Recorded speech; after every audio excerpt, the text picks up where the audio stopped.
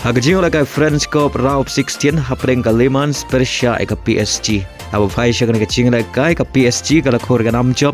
Hadin bagalala ban pelim ka Le Mans da ar lanot. Badia kini ki ar gol ka PSG ka layo ban tap ha ka minit ka ar peusan, bada ha ka minit ka nyau peway.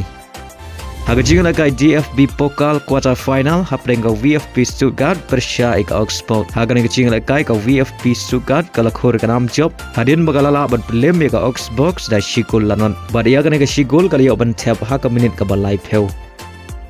Hagajing Ialehkai EFL Championship hapreng ka Burnley Persia ka Oxford United. Haba phai shagana ka Jing Ialehkai ka Burnley ka lakhor ka nam job hadin bagalala ban pelim ya ka Oxford United da shigol lanot.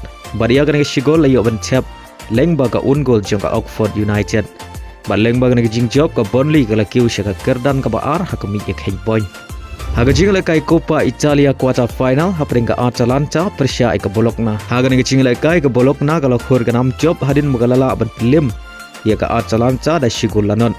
Badia kena ka shigol layo ban tap ha ka minit ka ba prapeu. Hagajing Ialehkai Copa del Rey quarter final hapreng ka Atletico Madrid Persia ka Getafe. Haba phai shagana ka Jing Ialehkai ka Atletico Madrid ka lakhor ka nam job hadin bagalala ban pelim sok ya ka Getafe hadu san lanot. Baleng bangan ka Jing job ka Atletico Madrid kalayo ban Rung sya ka semi final jong ka Jing Ialehkai Copa del Rey.